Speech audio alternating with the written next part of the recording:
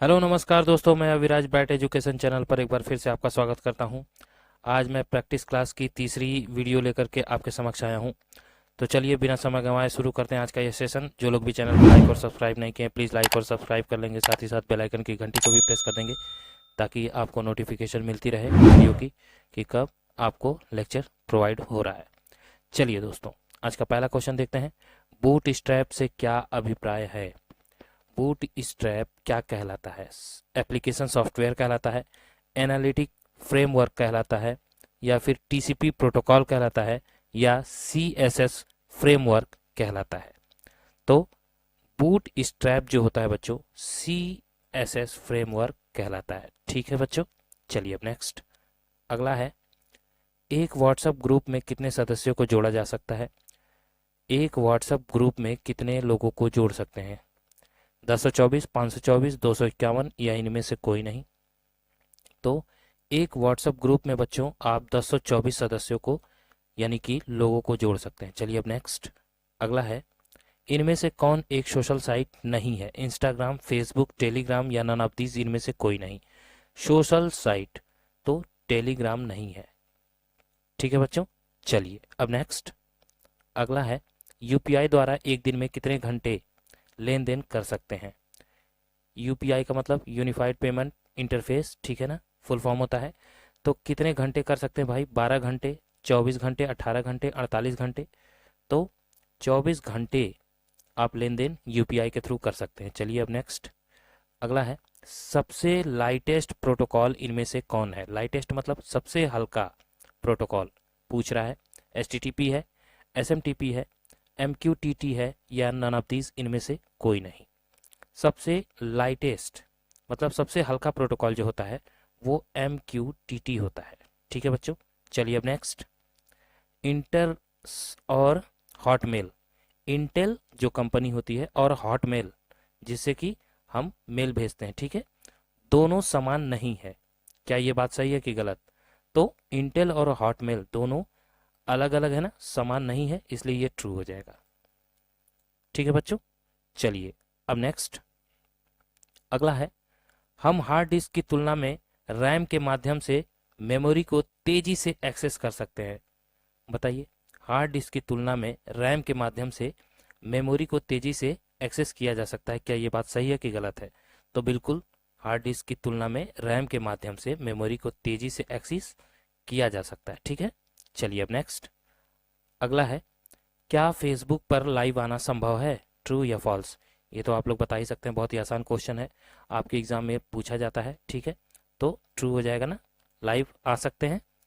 चलिए अब next. Email का उपयोग इंटरनेट पर संचार करने के लिए किया जाता है। क्या ये बात सही है कि गलत है? ईमेल का उपयोग जो है इंटरनेट पर संचार करने के लिए मतलब अपनी बातों को फैलाने के लिए इंटरनेट के माध्यम से किया जाता है। तो बिल्कुल ये बात सही है, इसलिए ट्रू हो जाएगा ना। चलिए अब नेक्स्ट अगला है। एक ईमेल आईडी में डोमेन नेम होना जरूरी है। क्या ये बात सही है कि गलत है? ईमेल आईडी में डोमेन नेम होता है और यूजर नेम होता है, मैंने आपको बताया था ना, तो ये ट्रू हो जाएगा। ठीक है ना, चलिए अब नेक्स्ट। एटीएम कार्ड को डेबिट कार्ड के नाम से भी जाना जाता है। क्या ये बात सही है कि गलत है? एटीएम कार्ड को डेबिट कार्ड भी कहते हैं, तो बिल्कुल कहते हैं बच्चों, आप लोगों को मालूम होगा। चलिए अब नेक्स्ट अगला है।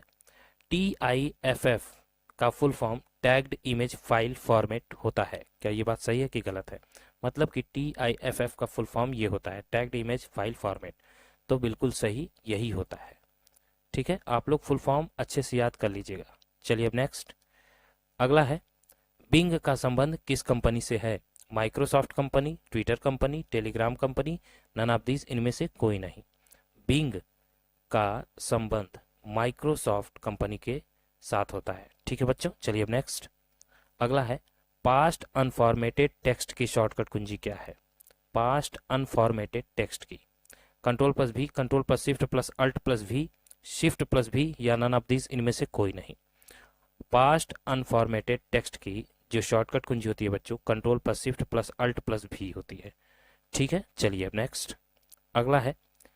ईमेल लिखना क्या कहलाता है? टेक्सटाइल, एडिटिंग, कंपोज, या नन ऑफ दीज इनमें से कोई नहीं? तो आपको पता होगा कंपोज करना ही ईमेल को लिखना कहलाता है, ईमेल में।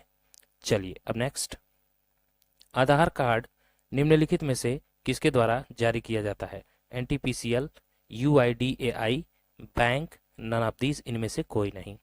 तो आधार कार्ड जो है वो UIDAI के तहत जारी किया जाता है। ठीक है बच्चों, चलिए अब नेक्स्ट, TCP IP में कितनी लेयर होती है? TCP और IP में कितनी लेयर होती हैं?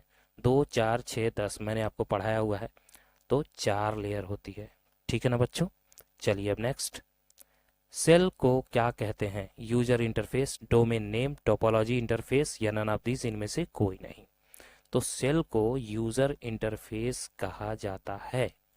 ठीक है बच्चों, चलिए अब नेक्स्ट, अगला है, उमंग ऐप कितनी भाषाओं को सपोर्ट करता है? 15, 13, 11, या इनमें से कोई नहीं।